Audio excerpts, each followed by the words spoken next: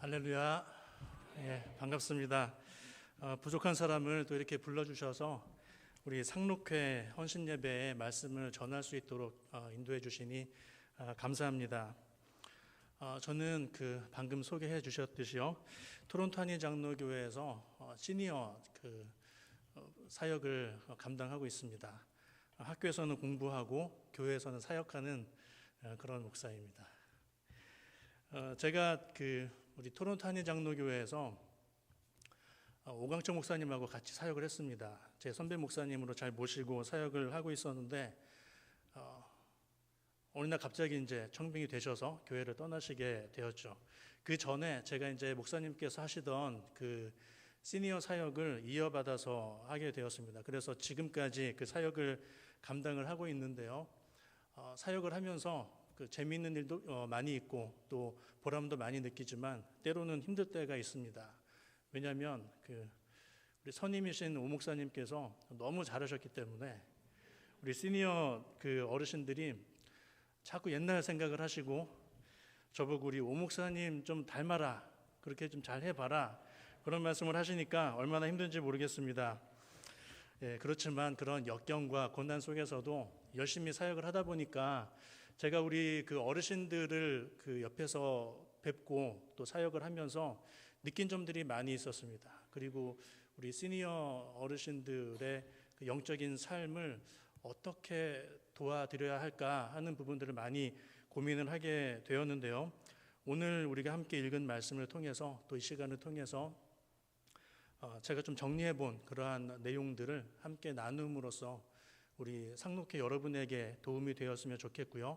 뿐만 아니라 이 시간에 함께 예배 드리시는 상록회원이 아니신 다른 우리 성도님들께도 귀한 은혜의 시간이 되시기를 바랍니다. 우리는 태어나자마자 늙어가죠. 어떤 사람이 그런 얘기를 했습니다. 사람이 언제부터 늙는가 하고 물어봤더니요, 대부분의 많은 사람들이 60대 아니면 70대부터 늙나 이렇게 생각을 했었는데요. 정답은 태어나서 아기가 응애 하고 우는 순간부터 늙어간다는 것이 정답이었습니다. 그러니까 비단 우리 상록회 어르신 여러분뿐만 아니라 이 자리에 함께 예배를 드리고 계시는 다른 성도님들과 저조차도 그러한 같은 심정을 가지고 함께 현실의 삶을 또 미래의 삶을 말씀으로 잘 구상해보는, 정리해보는 그러한 시간이 필요한 줄로 압니다. 어떤 시니어 사역자가 그러한 조사를 좀 했습니다. 연령대별로 사람들이 어떠한 고민을 하고 또 어떠한 꿈을 가지고 살아가는가 하는 조사를 했는데요. 10대에서는 신체에 많은 관심을 가진다고 그럽니다. 어떻게 하면 좀 예쁘게 꾸미고 아름답게 보일까 하는 그런 관심으로 살아간다는 거죠. 20대 사람들은 결혼에 대한 꿈을 꾸고 살아간다는 겁니다. 나의 배우자, 나의 이상형은 어디에 있을까 하는 그러한 생각으로 결혼을 꿈꾸면서 살아간다고 그래요.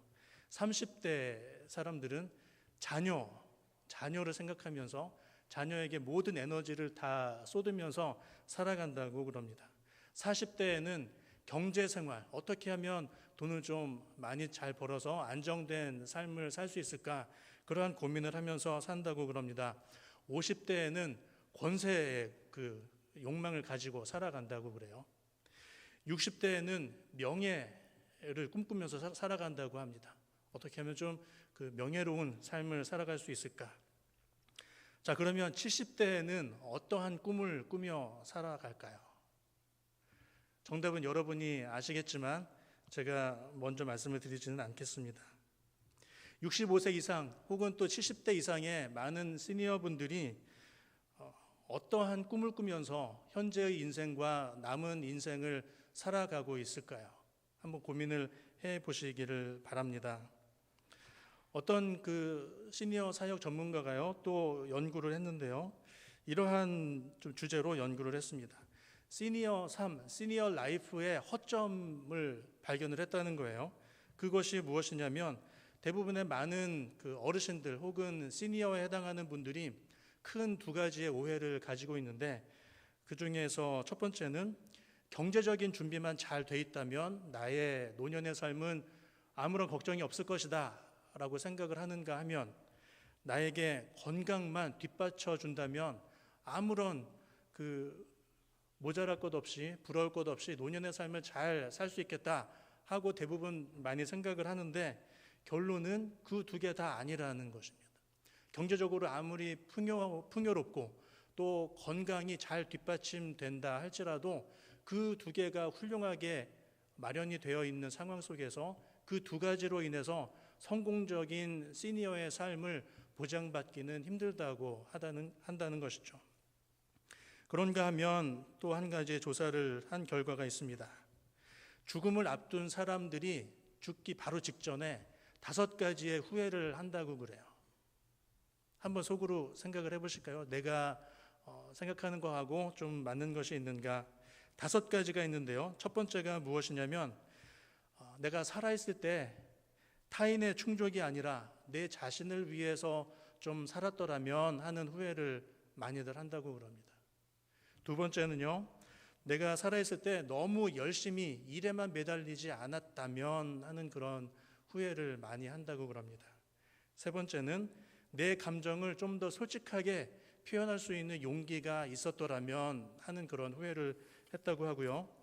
네 번째는 친구들과 좀 더 연락을 자주 하고 지냈더라면 하는 그런 후회를 했고요. 마지막 5번째는 내가 좀 더 행복해지기 위한 선택을 하며 살아왔더라면 하는 그러한 후회를 했다고 합니다. 어떠신가요? 제가 말씀드린 이 5가지가 좀 마음에 와 닿으시는 부분이 있으신지 모르겠습니다. 죽기 바로 전에 자기가 하지 못했던 이 5가지들을 돌이키면서 후회를 했다는 것이죠. 이 자리에 앉아 계신 우리 상록회 시니어 성도님들의 머릿속에 그리시고 생각하시는 성공적인 시니어 생활은 무엇일까요? 오늘 이 말씀을 통해서 우리가 함께 그 답을 찾아보면 좋겠습니다. 우리가 오늘 읽은 본문 말씀은요, 혈루증 여인의 이야기입니다. 다들 잘 알고 계시는 유명한 이야기죠. 그런데 오늘 본문 말씀을 같이 읽으시면서 좀 마음속에 궁금증을 지니신 분도 계실 것 같아요. 왜 혈루증 여인에 대한 이야기를 오늘 상록회 헌신예배에 읽었을까? 저 혈루증 여인과 우리가 무슨 상관이 있을까? 우리가 그런 혈루증 여인과 비슷한 처지에 있단 말인가? 하는 그런 좀 의구심을 가지셨을 수도 있겠습니다. 그렇지만 오늘 제가 전하고자 하는 말씀의 주 핵심 내용은요, 이 혈루증 여인이 주인공이 아니라 예수님이 주인공입니다. 많은 사람들이 본문의 말씀을 혈루증 여인을 주인공으로 생각하면서 읽거든요. 그런데 물론 혈루증 여인을 생각하면서 읽을 수가 있죠. 그렇지만 그것은 부차적인 메시지입니다. 원래 이 말씀이 우리에게 전하고자 하는 주된 메시지는 혈루증 여인이 예수님을 만나서 나았다라기보다는, 그거는 두 번째고요.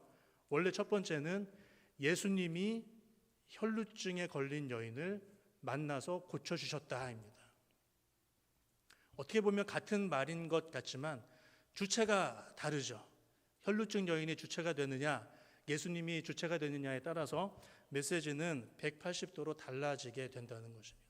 즉 오늘 우리가 읽은 이 본문 말씀에서 우리가 초점을 두고 좀 더 집중해 보고 싶은 부분은 예수님이 어떤 일을 하셨는가, 더 나아가서 예수님이 어떠한 분이신가 하는 것을 우리가 좀 더 깊이 묵상을 해보자는 것입니다. 그 이후에 혈루증 여인에게 어떠한 영향이 미쳤는가를 생각해도 늦지는 않을 것입니다. 12년 동안 힘든 삶을 살고 있던 혈루증에 걸린 여인이 어느 날 예수님을 찾아왔습니다. 예수님의 소문을 듣고 예수님을 찾아오게 되었죠. 그런데 이 여인으로 말할 것 같으면 혈루증에 걸린 그 상태 때문에 많은 사람들로부터 격리되어 있고 일상의 온전한 삶을 살아갈 수가 없는 여인이었습니다. 이 혈루증이라는 것이요, 구약시대에 처음 우리에게 소개된 그러한 질병이지만은요, 굳이 오늘날로 비교해서 생각을 해보자면 정확히 맞지는 않겠지만 그 여인들 가운데에서 하혈을 심하게 하는 그러한 병이라고 볼 수가 있습니다. 한번 상상을 해보세요.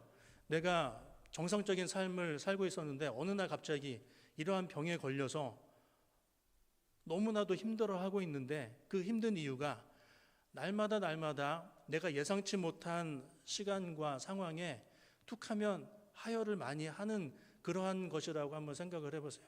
얼마나 힘들겠습니까? 그 경험을 하는 내 육체도 힘들겠지만 내 정신도 못지않게 힘들 것입니다.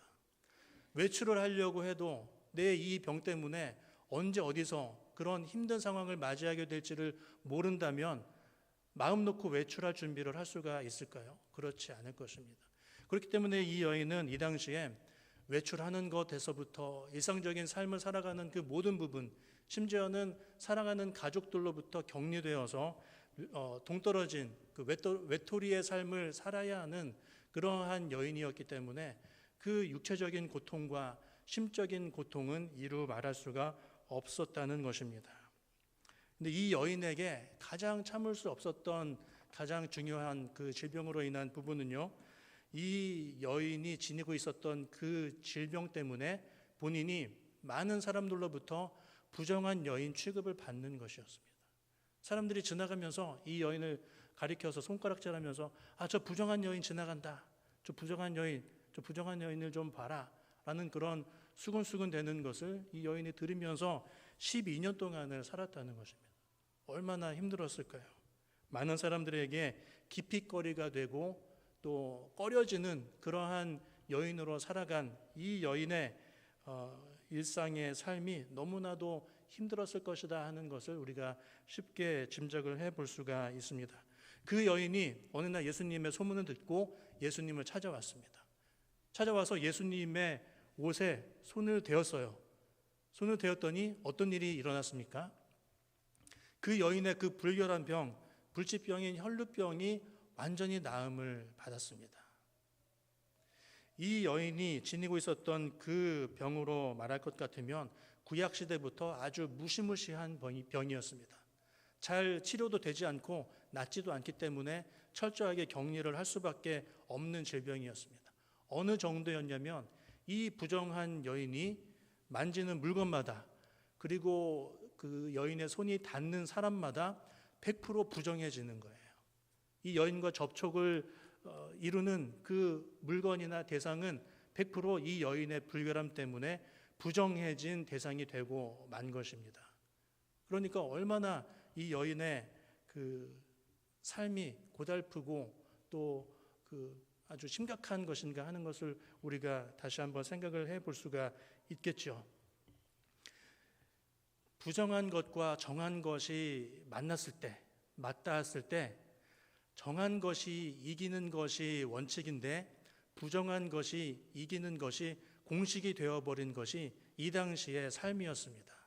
그것을 가리켜서 우리가 부정의 공식이다라고 생각을 해볼 수가 있습니다. 부정의 공식은 부정한 사람이 정한 사람을 만나서 접촉을 했을 때 정한 사람의 그 파워로 인해서 부정한 사람이 정해지는 것이 아니라 부정한 사람의 파워가 워낙 세기 때문에 이 부정한 사람을 만난 정한 사람이 부정해진다는 것입니다. 이 부정의 힘이 너무나도 세기 때문에 웬만한 사람들이 이 공식을 깨트려 버릴 수가 없었습니다. 그런데 구약시대에 이 부정의 공식을 깨뜨릴 수 있는 단 한 가지 예외적인 조항이 있었습니다. 그것이 무엇이냐면 바로 제단이었습니다. 하나님이 만남을 이루어 주시는 성전, 그 번제단, 제사를 드리고 예배를 드리는 그 제단에 나와서 이 불결한 사람들이 제단을 만지기만 하면 부정의 공식은 그 순간만큼은 깨어져서 하나님의 거룩의 능력이 그 사람에게 임해서 이 부정했던 사람이 정함을 얻게 된다는 것입니다. 그래서 구약시대의 많은 사람들 가운데에서 이러한 불결한 병에 걸려서 힘들어하는 사람들은 제단 앞에 나와서 제단을 만지고 하나님을 만남으로써 자신의 불결함이 정결케 되는 그러한 영적인 체험을 하곤 했습니다. 그런데 구약시대에 부정의 공식을 깨뜨리고 부정한 사람들을 정하게 하는 그 능력 있는 하나님의 번제단, 성전, 예배의 장소의 역할을 했던 그 기능을 했던 그것이 신약 시대에 와서는 무엇으로 바뀌냐면 그것이 바로 예수 그리스도로 바뀌게 되는 것입니다. 그렇기 때문에 이 여인이 예수님 앞에 나와서 예수님을 자신의 손으로 만지자마자 불결했던 자신의 몸이 정함을 얻게 된 그 이유가 바로 거기에 있는 것입니다. 예수 그리스도가 어떠한 분이신지 이 여인은 소문을 듣고 믿음을 마음속에 지니고 예수님을 찾아와서 만지게 된 것이죠. 구약시대 사람들이 성전 앞에 나와서 제단을 만져서 하나님으로부터 정함을 받을 수 있는 것처럼 그 역할을 이제는 대신하시게 된 예수 그리스도를 내가 그분을 만나 뵙고 만지게 되면 정하게 될 것이다 라는 그 믿음을 가지고 예수님 앞에 나온 이 여인, 혈루증에 걸린 이 여인은 예수님을 제대로 안 여인이었습니다. 예수 그리스도가 누구신지를 알고 있던 여인이라는 것입니다. 우리 상록회 회원 여러분, 또 우리 성도 여러분, 여러분이 생각하시는 예수 그리스도는 누구이십니까? 여러분의 마음속에 자리 잡고 계시는 예수님은 어떤 분이신가요? 적어도 이 여인의 고백과 이 여인의 삶을 통해서 보여진 예수 그리스도는 우리의 모든 불결함을 다 끊어버리시고 다 해결해 주시고 우리의 죄를 사해 주시고 우리의 삶의 문제를 완벽하게 해결해 주실 수 있는 능력을 지니신 구세주이신 예수 그리스도이시라는 것입니다. 그러한 예수 그리스도에 대한 올바른 지식을 여러분의 마음 가운데 잘 지니시고 살아가게 되시기를 바랍니다. 오늘 본문 말씀을 통해서요, 우리가 두 번째로 한 번 더 생각해 볼 것은요, 이 혈루증 여인이 예수님을 만졌다는 그 사실을 우리가 주목해 볼 수가 있습니다. 우리가 교회에 나와서 하나님께 예배를 드리면서 성도들이 가장 많이 쓰는 말들 가운데 한 가지가 무엇이냐면 은혜 받았다라는 말입니다. 여러분 많이 사용하시죠? 예배를 드리시면서 은혜 받으시고 또 개인적으로 기도하시면서도 은혜 받으시고 많이 은혜를 받으시는데요, 그걸 영어로 말하면 터치되었다라고 이야기를 할 수가 있습니다. 물론 은혜 받았다라는 말은 두 가지의 개념이 복합된 말이라고 볼 수가 있죠. 하나님으로부터 구원을 받았다라는 원론적인 영적인 의미하고 내가 누군가로부터 아주 깊은 감동을 받아서 감격하게 되었다라는 말이 합해진 개념이라고 볼 수가 있습니다. 은혜를 받는다는 것은 구체적으로 우리가 그 실체를 생각을 하자면 그것은 바로 만짐을 당하는 것입니다. 즉 예수님이 나를 만져주실 때 나는 은혜를 받을 수가 있는 것입니다. 내가 예수님을 찾아가서 예수님을 만지려는 내 마음과 더불어서 하나님이 그것을 아시고 나를 만나주시고 나를 만져주시는 그러한 그 영적인 행위를 통해서 내가 하나님으로부터 나의 영과 나의 마음이 만져지게 될 때 우리는 은혜 받는다라고 이야기를 하게 되는 것입니다. 그런데 예수님이 누구신지를 모르는 사람은 예수님으로부터 또 하나님으로부터 만짐을 당할 수가 없습니다. 예수님이 누구신지도 모르는데 그 앞에 나온 사람에게 어떻게 하나님이 터치를 해주실 수가 있겠어요? 예수님에 대한 올바른 영적인 지식, 영적인 체험이 있는 사람들에게 하나님께서 터치의 은혜를 허락해 주신다는 것입니다. 그 은혜를 통해서 우리는 더욱더 굳건한 믿음을 소유할 수가 있고요, 하나님을 더욱더 깊이 만나는 그러한 경험을 해 나아갈 수가 있습니다. 이 여인이 예수님을 만짐으로 인해서 영적인 역사가 일어나게 된 것입니다. 그런데 이 여인의 손을 뻗어서 예수님을 만지게 한 그 동력이 무엇일까요? 무엇이 이 여인으로 하여금 자신의 손을 뻗어서 예수님을 만지고자 하는 그러한 행위를 유발시켰을까요?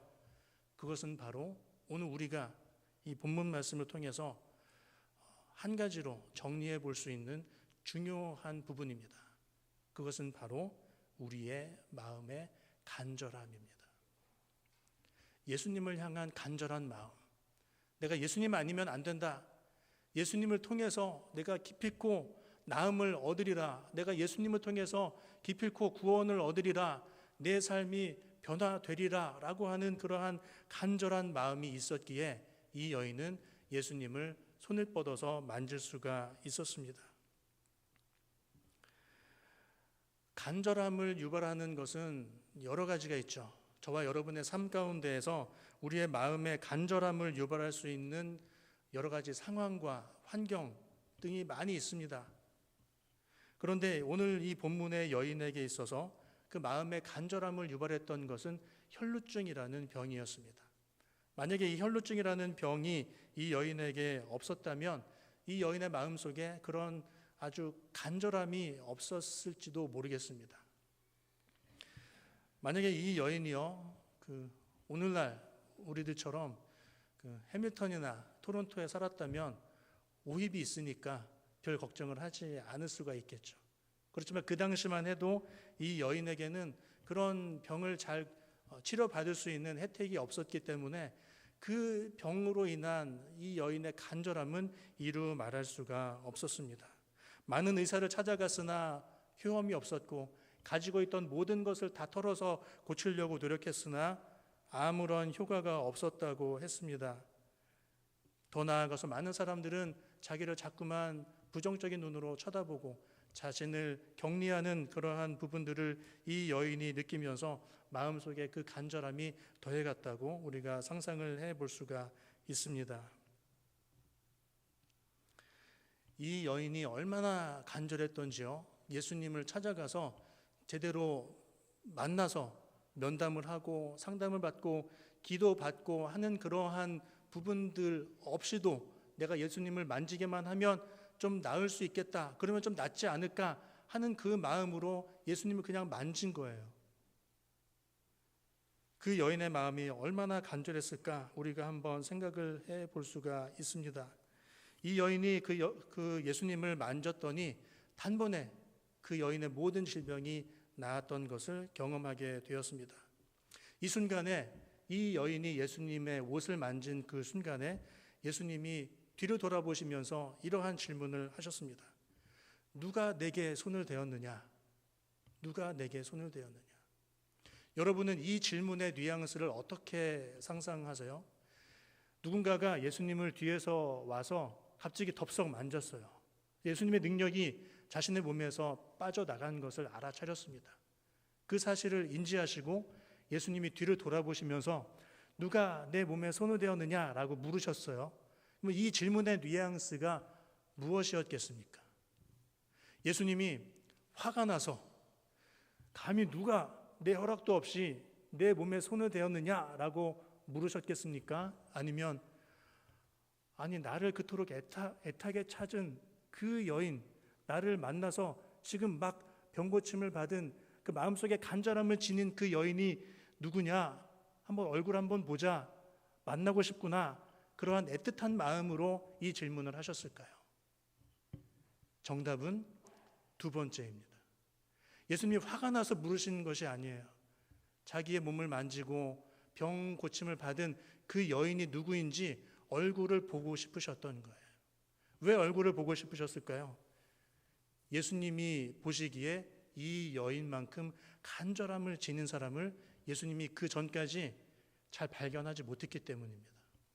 예수님을 따라다니던 많은 제자들, 바리새인과 사두개인들은 틈만 나면 예수님을 모함하고 오해하고 예수님이 누구이신지, 예수님이 하나님이신지 구세주이신지 메시아이신지를 모른 채 그냥 그 뒤만 졸졸 따라다니고 군중의 무리만 이룬 그러한 사람들이었습니다.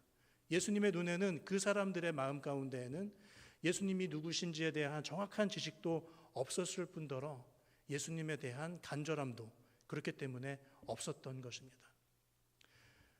그 제자들이라고 하는 사람들도 예수님을 제대로 이해하지 못했기 때문에 예수님이 누구신지를 모르면서 그냥 따라다녔던 거예요. 그런데 그에 반해서 생전 처음 본 이 여인이 간절한 마음으로 자기를 만졌단 말이죠. 예수님의 입장에서 얼마나 반가우셨을까요? 나의 정체성을 제대로 알고 있는, 내가 누군지 정확하게 알고 있는, 그래서 그 믿음을 지니고 있는 그 여인 얼마나 귀하게 예수님이 여기셨겠습니까? 그래서 예수님이 그 여인의 얼굴 한번 보고 싶으셨던 거예요. 그래서 누가 나를 만졌느냐라고 질문을 하신 것이죠. 그 얼굴을 보시고 그 기특한 마음을 예수님이 읽으시고 그 여인의 마음 가운데 있는 그 간절함을 예수님이 진하게 느끼시면서 그 여인의 손을 잡아주시고 그 여인을 위해서 기도해 주시고 그 여인의 병이 이미 고쳐진 이후에 그 여인이 아직까지 해결하지 못했던 더 중요한 문제, 영적인 문제를 예수님이 이 여인을 직접 만나서 해결을 해 주십니다. 그것이 바로 구원의 문제입니다. 여인이 예수님을 자의에 의해서 만졌을 때에는 병은 나음 받았죠. 그렇지만 더 중요한 근본적인 문제는 아직 해결을 받지 못한 상황입니다. 그것이 무엇인가요? 그것이 바로 구원의 문제입니다. 영적인 문제이죠. 예수님이 이 여인을 만나시고 그 마음을 헤아려 보시고 이 여인을 쓰다듬어 주시는 그 과정을 통해서 온전한 치료를 이 여인에게 예수님이 베풀어 주셨다는 것입니다. 예수님을 온전히 만난 그 만남을 통해서 급기야 이 여인은 육체적으로나 영적으로나 완벽하게 나음을 받고 영적인 문제, 구원의 문제까지도 해결을 받게 되었다는 사실입니다. 여러분은 둘 중에 어떤 사람이 되시기를 원하십니까? 예수님을 졸졸 평상시에 그토록 오랫동안 많이 따라다녔음에도 불구하고 예수님이 누구신지도 모르는 채 그냥 그저 그렇게 살아가는 그러한 사람들이 되기를 원하시나요? 아니면 예수님을 간절한 마음으로 찾았을 때 예수님이 그 사람을 만나주시고 온전하게 만져주셔서 육체적인 문제, 삶의 문제뿐만 아니라 영적인 문제까지도 완벽하게 해결해 주시는 그 귀한 체험을 날마다 받아 누리시는 그러한 사람이 되기를 원하시나요? 바라기는 두 번째 부류의 사람들이 되셔서 하나님의 진정한 성도로서의 삶을 살아가시는 여러분이 되시기를 바랍니다. 진정한 간절함은요, 나의 상황의 급박함, 내 마음의 조급함에 의해서 나오는 것이 아닙니다. 우리가 착각하는 우리의 간절함은 그러한 것에서부터 나오는 것이 아닙니다. 우리의 진정한 간절함은, 진정한 영적인 간절함은 예수 그리스도가 누구이신지를 제대로 아는 그 믿음에서 나오는 것입니다. 오늘 말씀의 이 여인이 그 마음 가운데 간절함이 배가 되고 예수님께서 보시기에 진정한 간절함이 될 수 있었던 이유는 이 여인의 마음속에 예수님이 누구이신가 하는 영적인 지식이 올바르게 박혀 있었기 때문에 가능했던 것입니다. 저와 여러분이 이러한 예수님에 대한 올바른 지식을 지님으로 인해서 우리의 마음속에 날마다 진정한 영적인 간절함이 우리의 몸에서 배어나와서 하나님께로 표현이 되었으면 좋겠습니다. 보통 그 시니어가 되면은요, 어르신들이 되시면 크게 나타나는 변화가 있습니다. 그게 뭘까요? 젊을 때는 잘 느껴보지 못했는데요, 나이가 들고 또 시니어가 되면서 그 아주 잘 느껴지게 되는 그러한 부분이 있습니다. 그게 바로 어깨에 힘이 빠지는 거예요. 어깨에 힘이 빠지면서 옛날에는 이렇게 좀 근육도 많이 있고 또 혈기왕성해서 여러 가지 육체적인 일도 많이 하게 되고 못할 것이 없을 것 같은 그러한 마음이었는데, 이제 나이가 들면서 어깨에 힘도 빠지고 또 다리도 후들거리고 그러한 신체적인 변화를 이제 경험을 하게 됩니다. 그런데요, 많은 세상의 사람들이 나이가 들어서 어깨에 힘이 빠지는 것을 보면서 상당히 부정적으로만 보는 경향이 있는 것 같습니다. 그렇지만 저는 오늘 그렇지 않다는 사실을 말씀을 드리면서 영적으로 좀 용기를 드리고 싶습니다. 여러분 다 경험을 해보셨겠지만요, 무슨 운동이든지, 이 세상에 존재하는 무슨 운동이든지 제대로 된 실력이 나오려면 어떻게 돼야 되나요? 어깨에 힘이 빠져야 되죠. 어깨에 힘이 잔뜩 들어가고서는 제대로 된 실력이 나올 수가 없어요. 골프도 그렇고 테니스도 그렇고요, 탁구도 그렇고, 특히 이제 이 상체를 사용하는 운동들은 전부 다 하나도 빠짐없이 예외 없이 어깨에 힘이 빠져야 됩니다. 이 어깨에 힘이 빠진다는 것은 이제서야 비로소 진짜 실력이 나올 수 있을 때가 되었다라는 이야기가 되겠죠. 육신의 어깨에 힘이 빠진 것만 슬퍼하지 마시고요.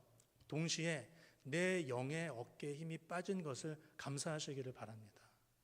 젊을 때 잘 모르고 영적으로 어깨에 힘이 딱 들어가가지고 내가 뭔가 좀 할 수 있을 것처럼 이렇게 다녔던 그러한 시절을 지나시고 이제 많이 성숙해지셔서 육신의 어깨에 힘이 빠짐과 동시에 영적인 어깨에 힘이 빠지게 되시면 그때서야 비로소 하나님을 더 깊이 성숙하게 만날 때가 되었다라고 생각을 하시기를 바랍니다.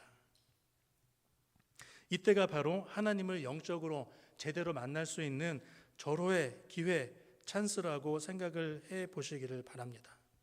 사실 그렇잖아요. 여러분께서 특히 우리 상록회 회원 우리 어르신들께서 20대, 30대, 40대, 50대의 지나간 삶을 한번 돌이켜 보세요. 그때는 제가 앞에서 말씀드렸던 신체 가꾸고 돈 열심히 벌고 또 세상의 권세를 조차 한번 살아보고 또 명예욕을 한번 좇아보고 하는 그러한 여러 가지 분산된 관심들을 통해서 내가 영적으로 더 깊이 하나님을 만날 그런 여유가 비교적 많이 없지 않았을까 싶습니다. 어떠세요? 그렇지 않으세요? 그런데 이제 60대가 지나고 또 70대가 되시면서 영적인 어깨에 힘이 빠지시고 또 시기적으로 이제는 자녀도 다 키우시고 또 과거에 모든 집중했던 분산되었던 나의 여러 가지 걱정거리들, 그 관심거리들이 이제는 하나로 모아질 수 있는 절호의 기회가 바로 70대 이후의 시니어의 삶이라는 것입니다. 바꿔 말해서요, 이제부터 본격적으로 하나님을 제대로 만날 수 있는 시기라는 것입니다. 그러니까 얼마나 좋아요. 이제부터 진짜라고 한다면 하나님께서 저와 여러분에게 야, 이제 너희는 70부터 진짜야, 70부터 시작이야 라고 말씀하신다면 얼마나 힘이 나고 얼마나 용기가 날까요? 이거는 괜히 제가 거짓말로 이렇게 말씀드리는 것이 아니고요. 정말로 그렇습니다. 하나님께서 우리에게 그렇게 말씀을 하고 계십니다. 저는 제가 사역하고 있는 교회에 우리 시니어 어르신들을 뵈면서 처음 만난 그 순간부터 지금까지 정기적으로 그러한 말씀을 드립니다. 어떤 말씀을 드리냐면요. 어르신 여러분, 여러분은 천국 수험생입니다. 그런 말씀을 드리거든요. 되게 좀 조마조마했어요. 제가 그 멘트를 준비하면서 이 말씀을 드리면 언짢아 하시고 괜히 좀 혼나지 않을까 그런 두려운 마음이 있었는데요. 그 멘트를 하고 나서 끝나고 난 후에 대부분의 어르신들이 정말로 말 잘했다라는 그런 격려를 해주셨습니다. 천국 수험생, 이제 70대 이후의 삶은 우리가 시간을 낭비할 수 있는 그러한 시간이 아니라 고3 수험생처럼 천국을 앞두고 수험생의 심정으로 살아가야 되는 그런 아주 절호의 기회라는 것을 우리가 생각해 볼 필요가 있습니다. 물론 우리가 인생을 다 마치고 하나님 앞에 가게 될 때 천국을 갈 것인지 지옥을 갈 것인지를 판가름하는 그러한 시험을 보진 않습니다. 우리는 성도이기 때문에 모두가 다 천국에 들어가게 되겠지요. 그렇지만 우리가 이 땅에서 어떠한 모습으로 살아갔는가에 따라서 앞으로 이 다음에 천국에서 하나님을 만나게 될 때 그 만남이 더 자연스러울 수가 있고 그 만남이 어색해질 수가 있다는 것입니다. 수험생의 생활을 열심히 제대로 하신 우리 시니어 분들은 하나님을 만나시게 될 때 자신감이 있으실 것입니다. 하나님, 제가 부족하지만 시니어의 삶, 본격적인 시절에 제대로 말씀대로 한번 살아봤습니다 하는 그 고백을 가지고 하나님을 만나시게 된다면 하나님을 만날 때 조금이라도 더 당당해지지 않을까 싶습니다. 하나님을 제대로 만날 수 있는 그 간절함은 우리의 영성을 제대로 갖춘 하나님에 대한, 예수님에 대한 올바른 지식에서 나오는 간절함이 있을 때 가능한 것입니다. 참된 시니어 삶의 출발점을 한 4가지 정도로 정리를 해보았습니다. 어떠한 삶이 제대로 된 성공적인 시니어 삶을 살아갈 수 있는 출발점이 될까? 첫 번째는요, 영적인 자기 성찰의 훈련을 하는 것입니다. 두 번째는 하나님의 성품을 닮아가기 위해서 노력하는 것입니다. 세 번째는 가족을 더 사랑하는 그 사랑을 키워 나아가는 것입니다. 마지막 네 번째는 의미 있고 유익한 마무리를 위해서 매일매일마다 기도하는 것입니다. 이러한 네 가지의 항목을 통해서 참된 또한 성공적인 시니어의 출발점을 삼으시고 그 삶을 살아가기 위해서 우리의 마음 깊은 곳에 잘 간직해 놓고 마련해 놓아야 하는 것이 바로 영적인 간절함입니다.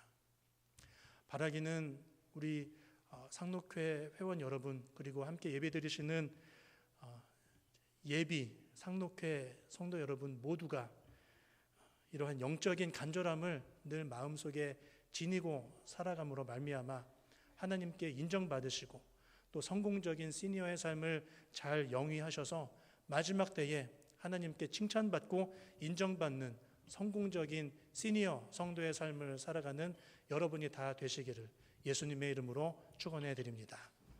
함께 기도하겠습니다.